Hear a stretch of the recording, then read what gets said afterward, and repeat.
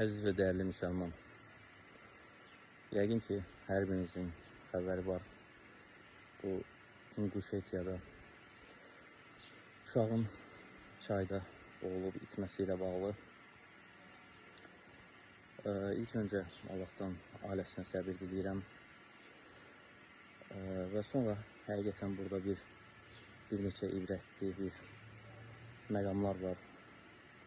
Bunlardan ilk öncə yəni bu Xızirin, balaca uşağın gözəl tərbiyəsi, onun valideynlərinin ona verdiyi gözəl tərbiyə və onun mərdliyi, onun sadiqliyi, onun dostluğu və onun imanı. Həqiqətən də çox gözəl bir haldır bu. Həqiqətən də sevindirici bir haldır bu ki, yəni müsəlmanların övladları belə tərbiyə alırlar. Və əlbəttə biz də öz növbəmizdə öz övladlarımıza bu cür tərbiyə verməyə çalışmalıyıq. İstər ata olsun, istər ana olsun.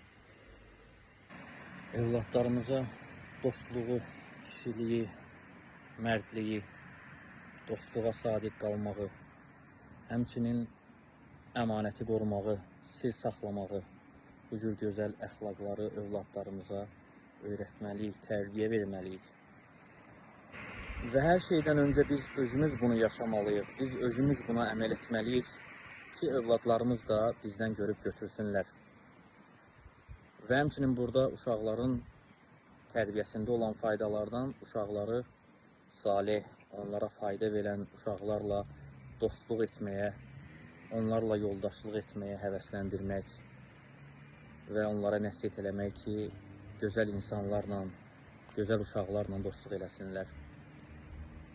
Və Allahdan bir daha səbir diləyirəm ailəsinə. Və Allahdan istəyirəm ki, Allah Taala Xıziri valideynləri ilə birlikdə cənnətdə qovuşmağı nəsib eləsin və Allah bütün müsəlmanların övladlarını belə mərd, imanlı, əxlaqlı və tərbiyəli övladlardan etsin. Amin.